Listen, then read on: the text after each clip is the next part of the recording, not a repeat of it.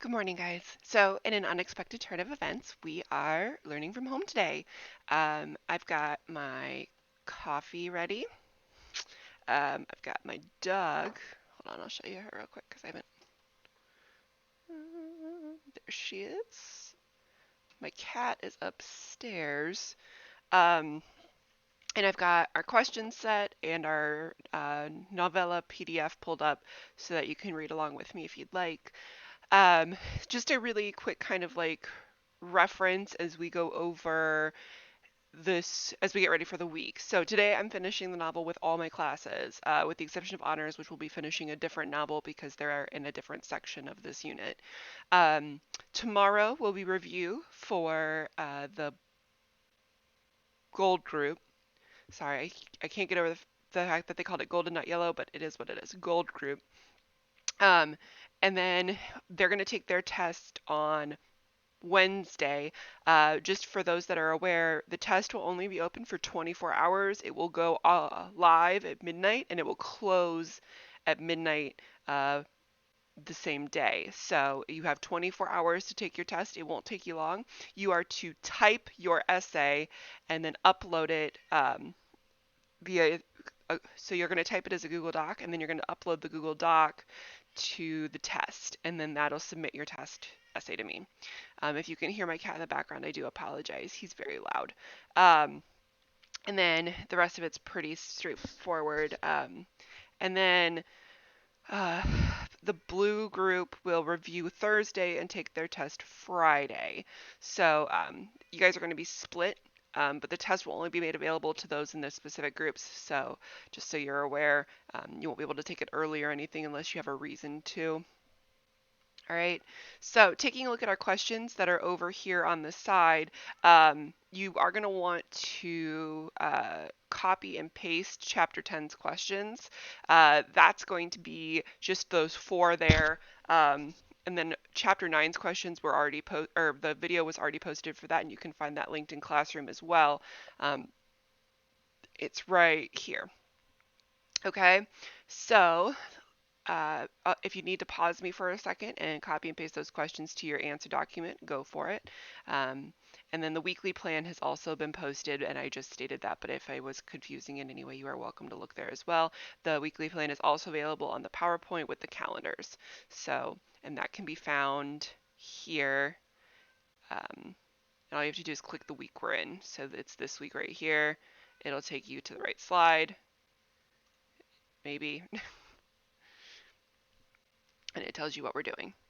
Okay, so let me pull that Animal Farm PDF back up and let's finish this novel, our first novel of the year. It's been a weird first unit, lots of learning on my end, and I hope at least some learning on yours. I know it's been a lot to juggle for a lot of you, but please know I understand and I'm trying to appreciate that.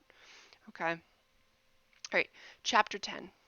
Years had passed, the seasons came and went, and the animals' short lives fled by, and a time came when there was no one who could remember the old days of the rebellion except for Clover, Benjamin, Moses the Raven, and a number of pigs. Muriel was dead, Bluebell, Jessie, Pincher, also dead. Jones, too, had also died, in an inebriate's home in another part of the country.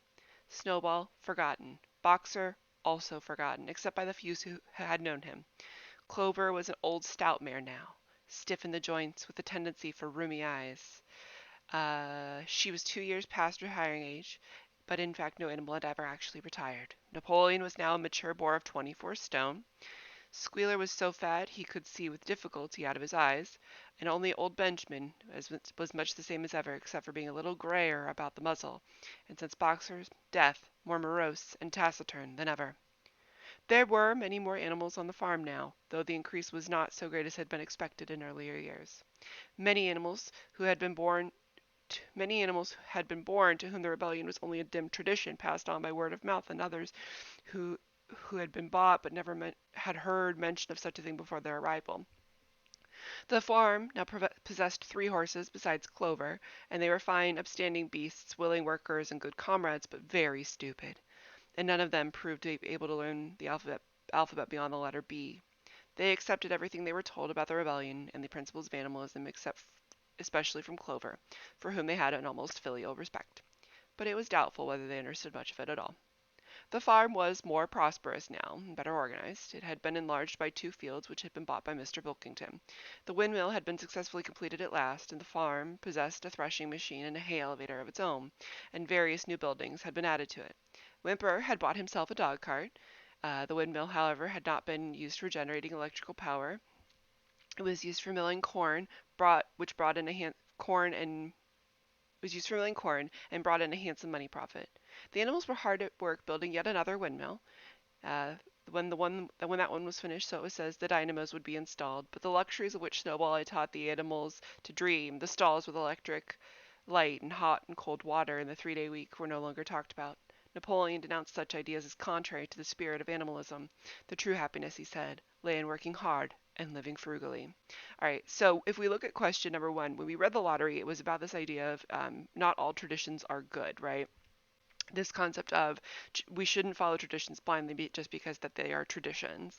And so I think we see a lot of that here, and it even talks a little bit about it. Like they continue kind of down this path, like those in the lottery, to because it's the tradition. It's it's always been this way for a lot of them at this point, and so they don't really know any different, and so they just kind of accept what they are told, uh, even if it isn't necessarily the best way to be living. Okay.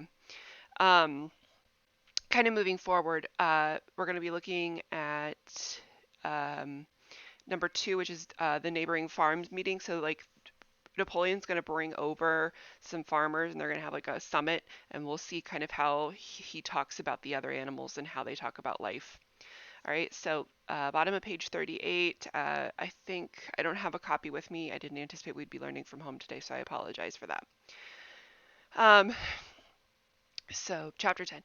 Somehow it seemed as though the farm had grown richer without making the animals themselves any richer, except for, of course, the pigs and the dogs. And perhaps this was partly because there were so many pigs and so many dogs. It was not that these creatures did not work after their fashion. There was, as Squealer was never tired of explaining, endless work in the supervision and organization of the farm. Much of this work was of a kind that the other animals were too ignorant to understand.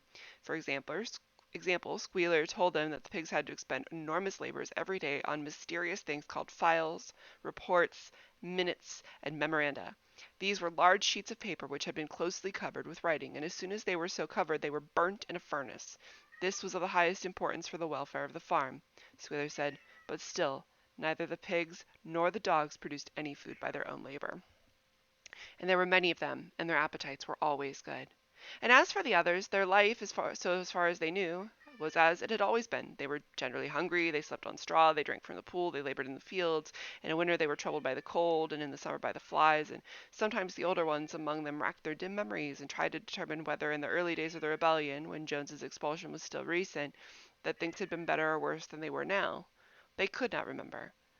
There was nothing with which they could compare their present lives. They had nothing to go upon except Squealer's lists of figures, which invariably demonstrate that everything was getting better. More. Shh! Quiet! The animals found that their problem insoluble. In any case, they had little time for speculating on such things.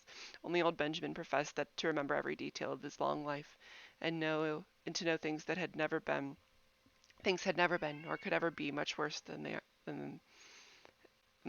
than hunger, hardship, and disappointment, he said, were the unalterable law of life. And yet, the animals never gave up hope. More, they never lost, even for an instant, their sense of honor and privilege of being animals on Animal Farm. They were still the only farm in the country, and in all of England, owned and operated by animals. Not one of them, not even the youngest, not even the newcomers who had been brought to the farm from 10 or 20 miles away, had ever ceased to marvel at that. And when they heard the gun booming and saw the green flag fluttering at the masthead, their hearts swelled with imperishable pride, and the talk turned towards the old heroic days, the expulsion of Jones, the writing of the Seven Commandments, the great battles in which human invaders had been defeated. None of the old dreams had been abandoned.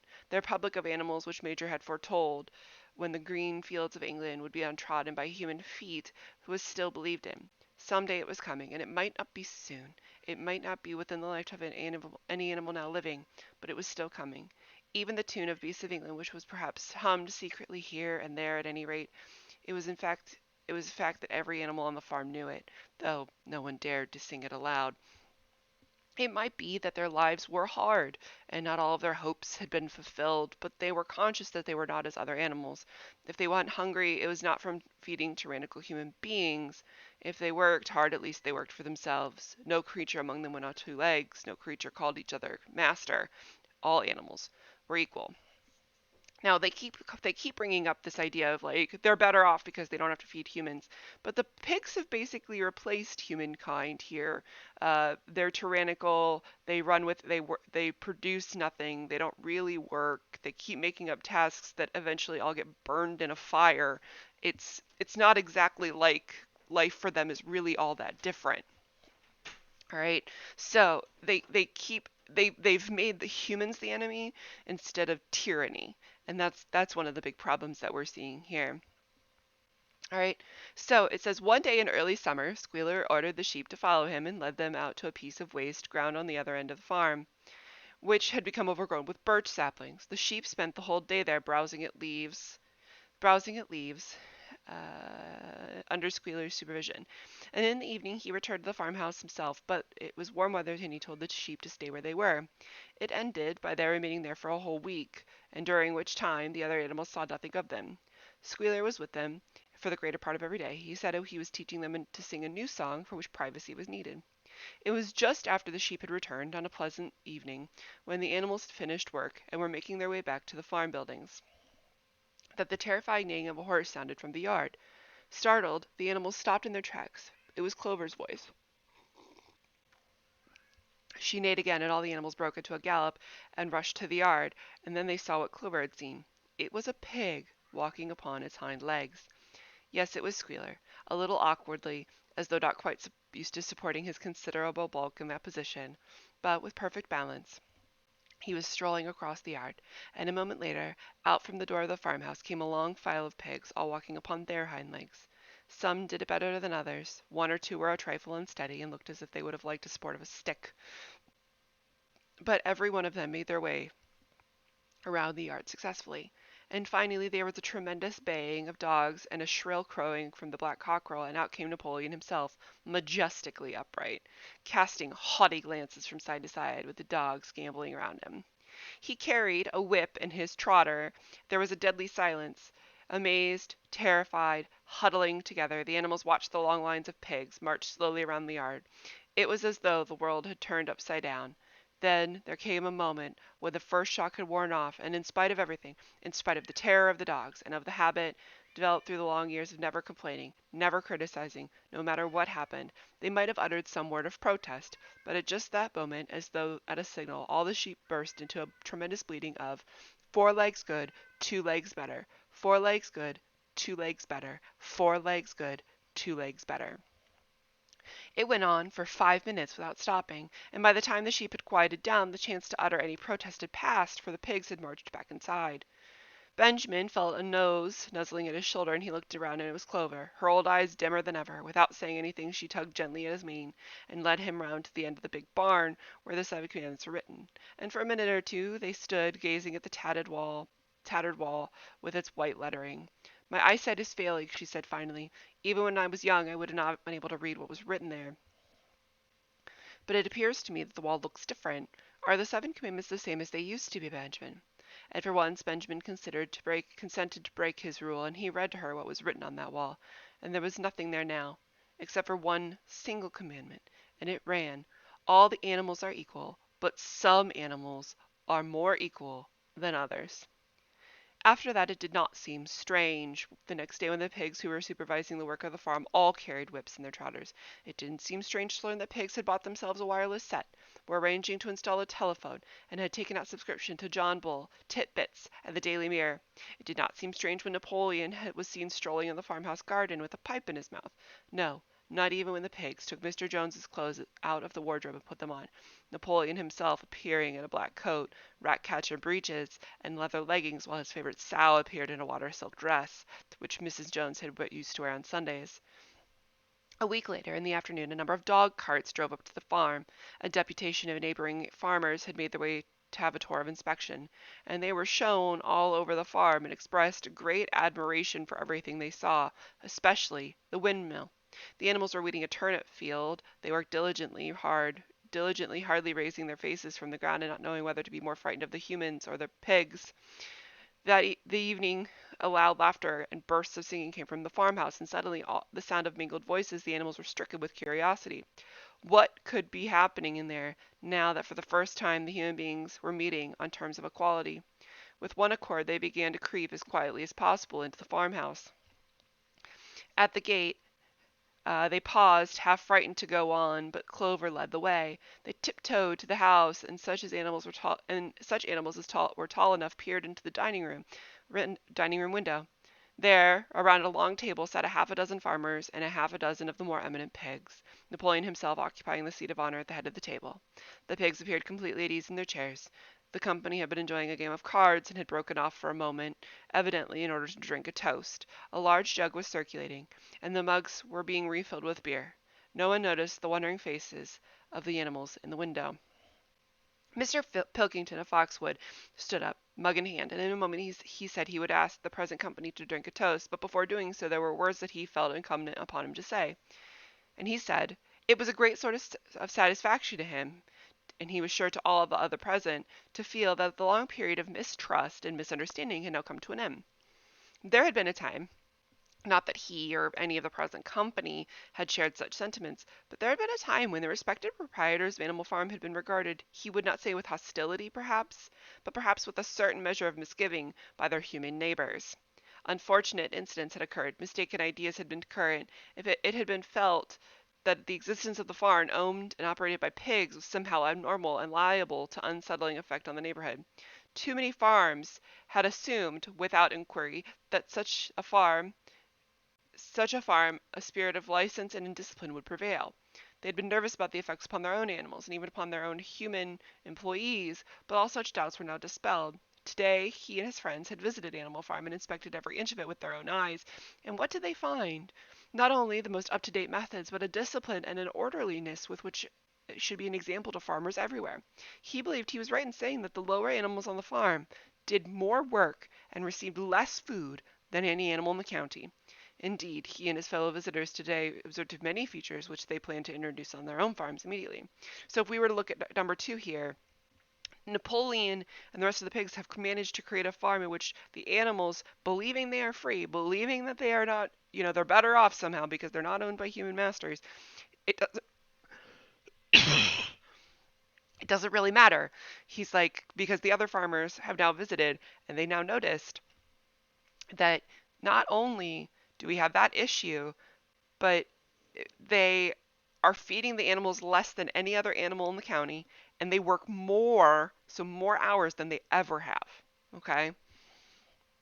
Um, and he says, and now he said he would finally like to ask the company to rise to their feet and make certain that their glasses were full. Gentlemen, he concluded Mr. Pilkington, I give you a toast to the prosperity of Animal Farm. There was an enthusiastic cheering, a stomping of feet. Napoleon was so gratified that he left his place and came round the table to clink his mug against Mr. Pilkington's before emptying it. When the cheering had died down, Napoleon, who had remained on his feet, intimated too that he had a few words to say. Like all of Napoleon's speeches, it was short and to the point. He, too, said he was happy that the period of misunderstanding was at an end, and for a long time there had been rumors circulated had reason to think by a malignant enemy, and that there was something subversive and even revolutionary about the outlook of him and himself and his colleagues. They had been credited with attempting to stir up rebellion among the animals on neighboring farms. Nothing could be further from the truth. We know that that statement is nothing further from the truth. Their their sole wish now was, and in the past, was to live at peace in normal business relations with the neighbors. The farm, with which he had the honor to control, he added, was a cooperative enterprise. The title deeds, which were in his own possession, were owned by the pigs jointly.